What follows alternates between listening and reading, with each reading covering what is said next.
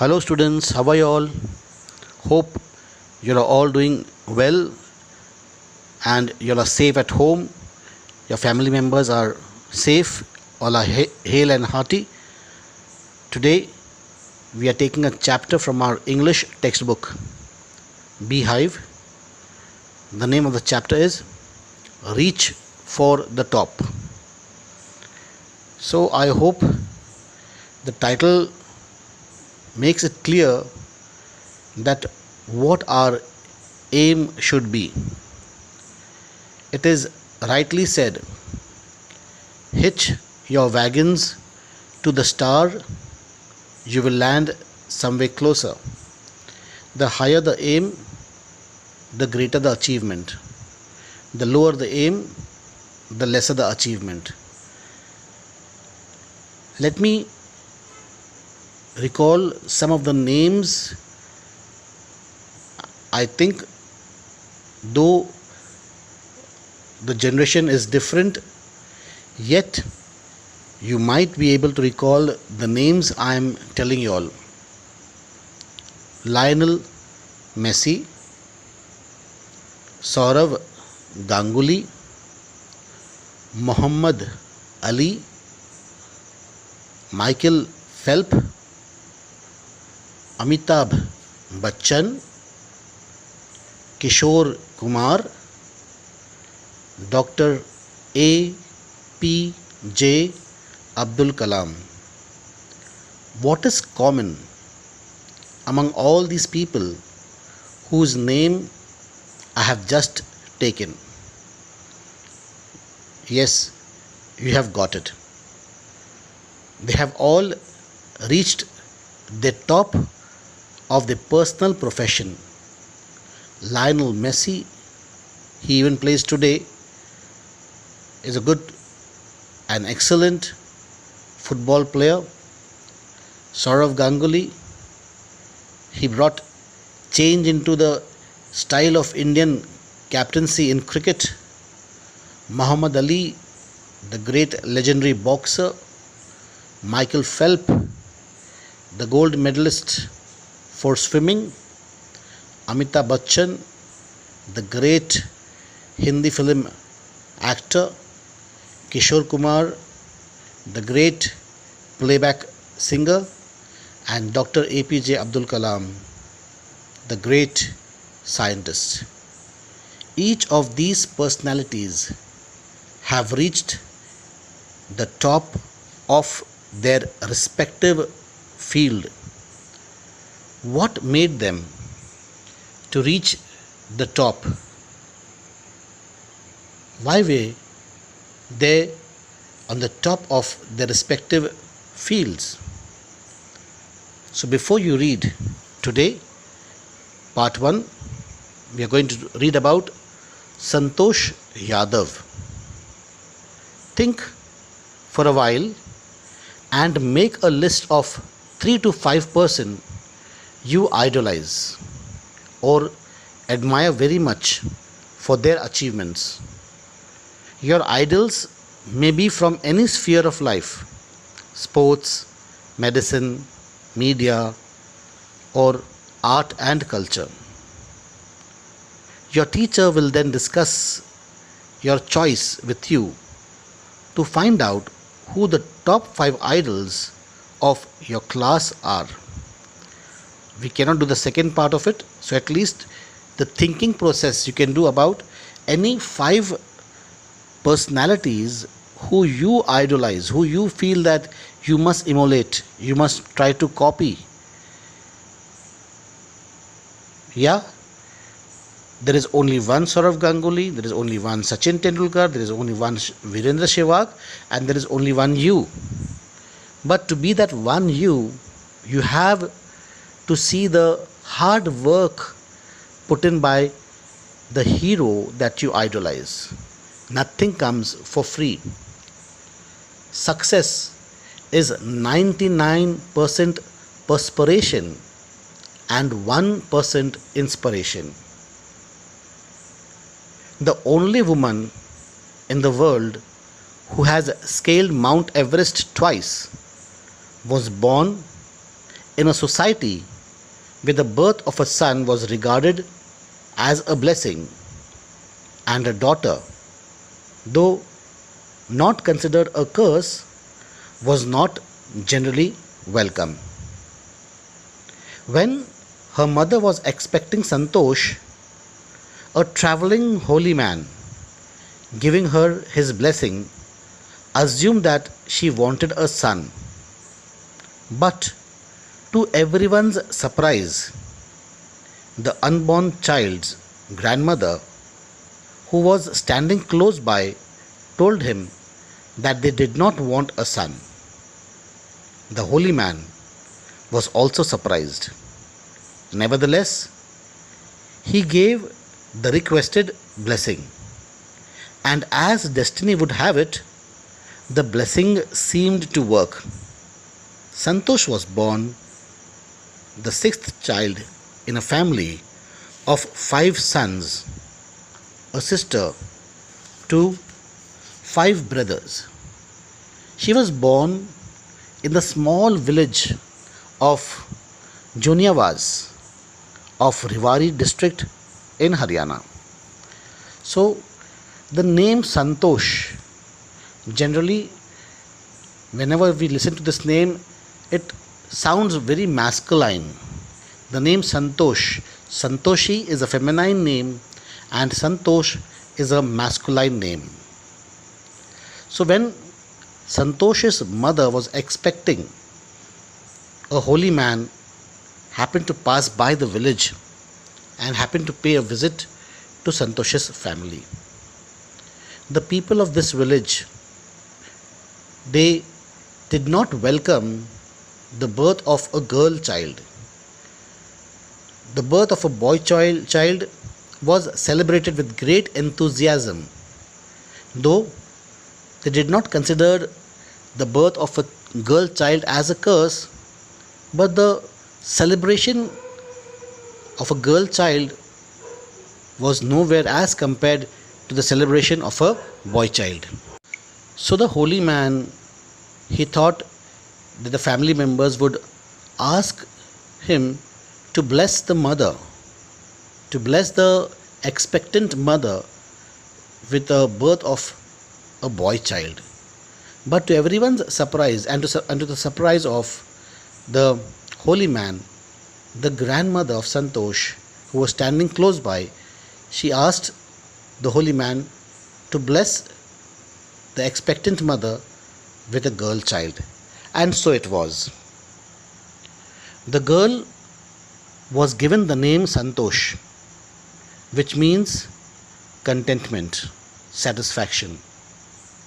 But Santosh was not always content with her place in a traditional way of life. She began living life on her own terms from the start. Where other girls wore traditional Indian dresses, Santosh preferred shorts. Looking back, she says now, from the very beginning, I was quite determined that if I choose a correct and a rational path, the others around me have to change, not me. So Santosh was a traditional breaker amongst her society, where in this society where all the girls were expected to wear the traditional ghagra choli or the salwar kurta or the sari, Santosh preferred to wear shorts. It was a belief that she would not change, rather she would change the society to her liking. Santosh's parents were affluent landowners who could afford to send their children to the best schools, even to the country's capital, New Delhi, which was quite close by. But in line with the prevailing customs in the family, Santosh had to make do with the village school. So she decided to fight the system in her own quiet way when the right moment arrived. And the right moment came when she turned 16. At 16, most of the girls in her village used to get married. Santosh was also under pressure from her parents to do the same. So Santosh was a rebel by nature. She didn't want to study in her village. She was made of a different stuff. Her parents were quite rich and could very easily afford to send Santosh to Delhi in a very good school to study. But no, since it was the traditional custom that every member of the family would study in their village school, Santosh too was made to study in her own school. And when she was 16, as per the customs of the village, she was being forced to get married. But Santosh was waiting for this very moment to show her rebellious nature. A marriage as early as that was the last thing on her mind. She threatened her parents that she would never marry if she did not get a proper education. She left home and got herself enrolled in a school in Delhi. When her parents refused to pay for her education, she politely informed them of her plans to earn money by working part time to pay her school fees. Her parents then agreed to pay for her education. So, when she was being pressurized, she said, I will marry only if I am well educated, otherwise, I am not going to marry at all. And then quietly she went and got herself enrolled in one of the best schools in Delhi. Now, when the time came to pay for the fees, the parents thought that when they said that we would not pay the fees, Santosh would back out. But Santosh very politely put it that she would work part time to pay for the fees. Now, a traditional family, they never expected Santosh to go out and work. The family was a well to do family. So, they consented to Santosh's joining the school and paid Santosh's fees for the education.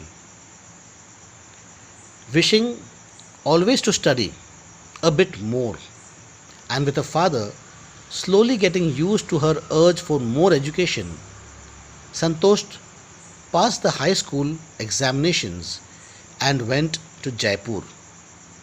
She joined Maharani College and got a room in Kasturba Hostel. Santosh remembers. Kasturba Hostel faced the Aravali Hills. I used to watch villagers from my room, going up the hill and suddenly vanishing after a while. One day, I decided to check it out myself.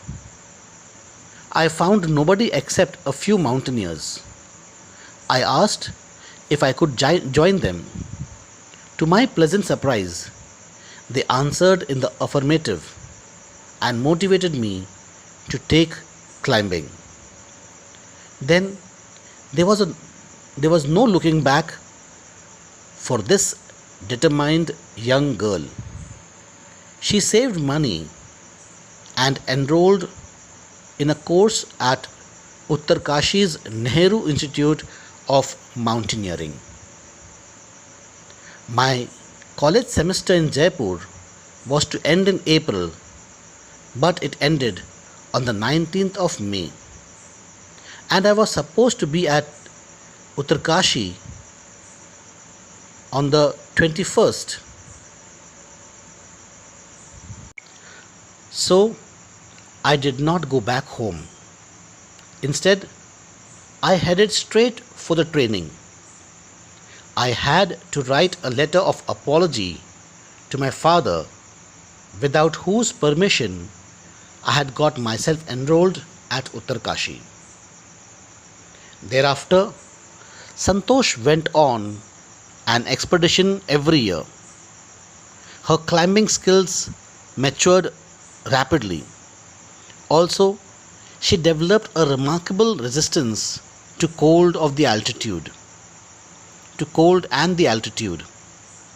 Equipped with an iron will, physical endurance, and an amazing mental toughness, she proved herself repeatedly. The culmination of her hard work and sincerity came in 1992, just 4 years after she had shyly asked the Aravali mountaineers if she could join them. At barely 25 years of age, Santosh Yadav scaled Mount Everest, becoming the youngest woman in the world to achieve the feat. If her climbing skills, physical fitness, and mental strength impressed her seniors, her concern for others and desire to work together with them found her a special place in the heart of fellow climbers. During the 1992 Everest mission, Santosh Yadav provided special care to a climber who lay dying at the South Col.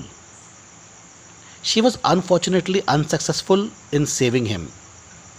However, she managed to save another climber, Mohan Singh, who would have met with the same fate had she not shared her oxygen with him.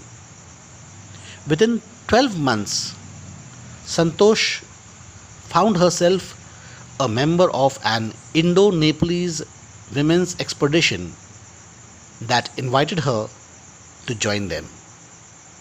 She then scaled the Everest a second time, thus setting a record as the only woman to have scaled the Everest twice, and securing for herself and India a unique place in the annals of mountaineering.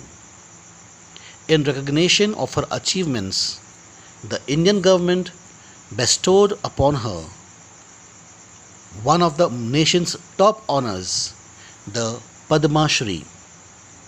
Describing her feelings when she was literally on top of the world, Santosh has said, "It took some time for the enormity of the moment to sink in. Then I unfurled the Indian tricolour and held it aloft on the roof of the world. The feeling is indescribable. The Indian flag was flying on top of the world. It was truly a spiritual moment. I felt proud as an Indian." Also, a fervent environmentalist, Santosh collected and brought down 500 kilograms of garbage from the Himalayas. So, here is a story that we just read about a girl with great determination. A lot of credit to Santosh's achievement goes not only to Santosh but also to the family members of Santosh's family. Santosh was born in a society, in a community where a girl was not considered as a blessing. But as we have read that Santosh's family, they wanted a girl child, and when Santosh was born, she was welcomed. Santosh was a rebel from the very start. She broke away from traditional costumes, traditional schools, traditional lifestyle. On her own, she decided to go and get enrolled in a good school in Delhi. When the parents refused to pay fees for her, she very politely put her idea of how she would earn her fees by working part time.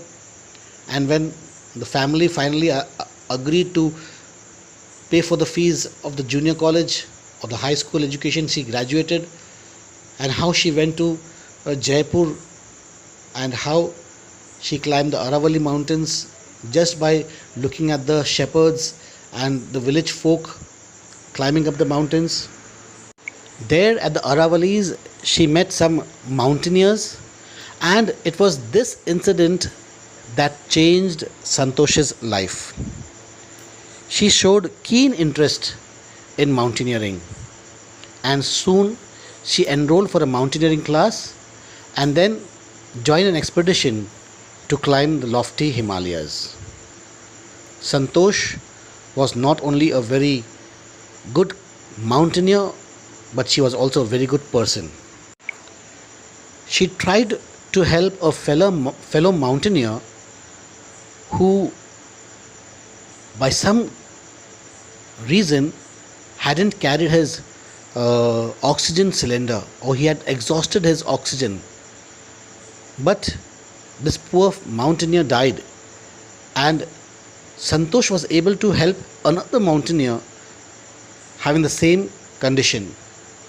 Soon after her descent from the mountains, she was enrolled by the Nepalese and Indian Association for trekking back to the Himalayas again, and that is how she is the only Indian woman to have scaled the mighty, lofty Himalayas twice in such a short period of time.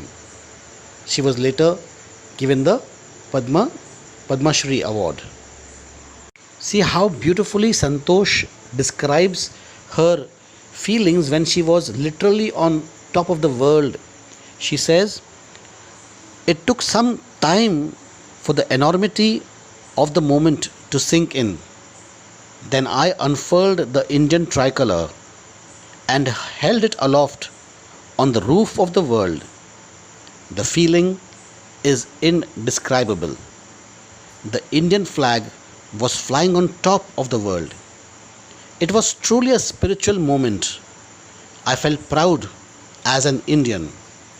Also, a fervent environmentalist, Santosh had collected about 500 kilograms of garbage from the Himalayas."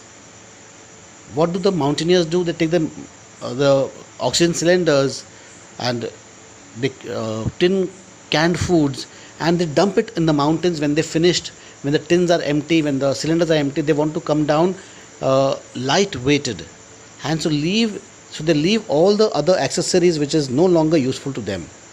But Santosh, being an environmentalist, she knew what harm the mountaineers were doing to the beautiful Himalayan mountain.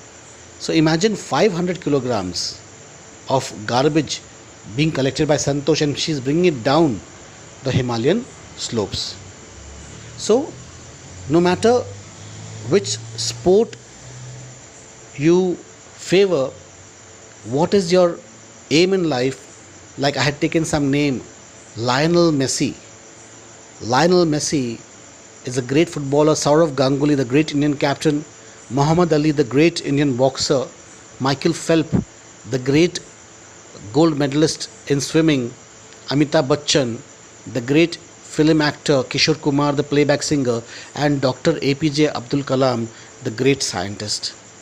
Each of them have achieved what others just aspired for. Aspiration, to aspire to be something great, is the first step to success. If you want to do something great, you have to dream great. You have to think big.